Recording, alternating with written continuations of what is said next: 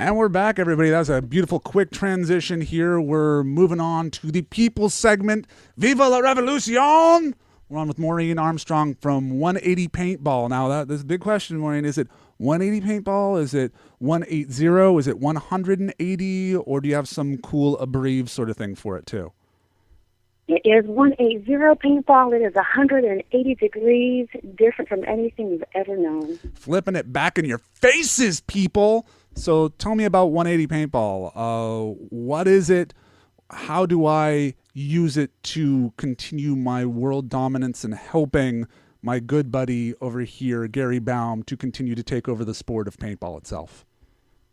You write an article. You submit it to 180paintball@gmail.com, letting us know your experiences with the sport from the player level. We have had so much press that is devoted to what I would call the major league players, and there's really nothing out there for us minor league players.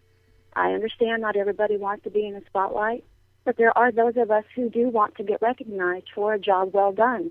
We want to know about those fields out there that have excellent games to play.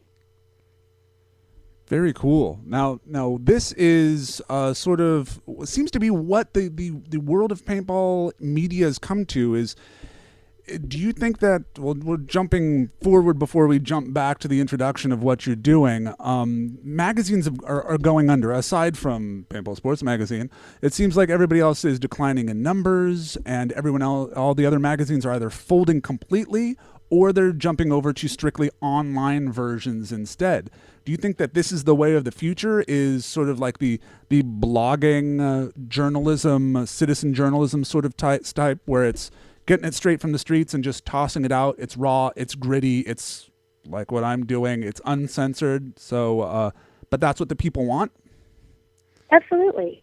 The rise of YouTube video, for example, the MySpaces, the Twitter, the Facebook, information that people have in their hands that they get out to their friends, to their family on their own. They don't go to anyone else to do it. They put it out there, and this is what 180 Paintball is about. Nice. Now, how'd you get this idea for 180 Paintball? Were you just sort of at an event, you go, no one ever covers these little events. They don't hear from us, and you just sort of went, damn it, I'm doing it myself? Or was it a long process leading up to it? It was a short process. I play for the Axis side of the Oklahoma D-Day game and was really excited about coverage about the JU plane that my husband built. Was excited for the coverage that my first female team to ever hit the game of D-Day. Looking forward to that press coverage, and there was nothing because we didn't play allied. Biased journalism fell. That's weird. Do you find that there is a weirdness with that, where people are sort of afraid to cover your side because you're like, quote unquote, the bad guys?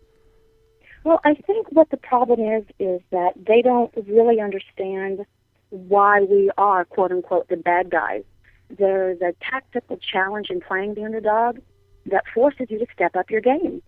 And in order for a numerically inferior group to win, the strategies have got to be sound. Now, Andy's on the board, and I talked to him about this a little bit because I talked to Greg Hastings and said, you go to D-Day, you got to play the Axis side because you got so many people against you. And Andy's like, whoa. That is a common misconception that most people have. Both sides do have their advantages and disadvantages, so don't get the wrath of Andy Vanderplatz against you. The last thing I'm worried about is the wrath of Dorsai or AVP. You know me. But that does... Not worried at all. Well, whereas the original concept for 180 was going to be a magazine for the Axis forces only, for recruiting. And it evolved into what it is now, where everyone, any game, any field, anywhere, can have a voice, not just the little guy in Nashville, Tennessee, where I'm from, but people all over the world. One of the things that I have enjoyed about doing 180 Paintball is checking on the stats that our website gets. My God, we've had over 20 countries checking in on us, and that is so exciting. There's a need for this. They're interested. They're excited. That's really cool. I mean, how is the industry taken to this? Individuals are cool, or is it sort of? Do you have a lot of people coming out like having their like fake pen names so they can really say what they really think? Because I think that'd be bitching. We've had a couple of people who have offered to do politically incorrect columns, which of course are always welcome. But again, you want to be fair. You want to hear both sides of the story, which is what we are about. There are two sides to every story, and people need to understand that while you are welcome to say what you want, there is no stepping on toes, so to speak.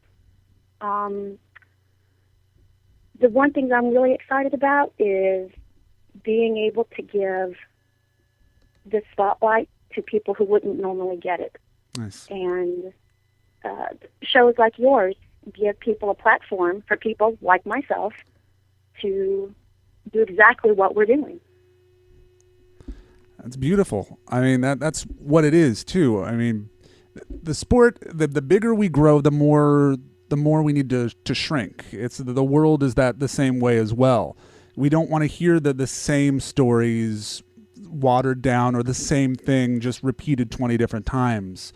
Coming from a player, I was reading magazines and going, how many times can I see how to take the snake? I don't care about how to take the snake. I want to see something else, something different. I would like to see, for example, let's just use the D-Day game. Mm-hmm. Last year, the Axis side won. And I would like to see articles that say the Axis side won, not, oh no, the Allies lost. How sad is that? Every article that I have read is all about the Allies losing and what they did to deal with it and how they're gearing up for the next game. And that's great, and that's fine. What about the other side? It's true. About the folks who are the underdogs. Folks who are the underdog. Well, cool. I'm trying to get a smaller version of this, but it always just wants to be bigger-sized on mine. So you guys will see a few little pages, bits of the page. You'll just have to go check it out yourself. Your own damn self, people. Your own damn self. So this is going on. Do you trying to make money off of this? Where's your Not angle here? Because I mean, this is capitalism at its best. You can finally rally the people, and then you just take a little 1% off the top, right? Gross, not net. At this point, this is totally, completely free.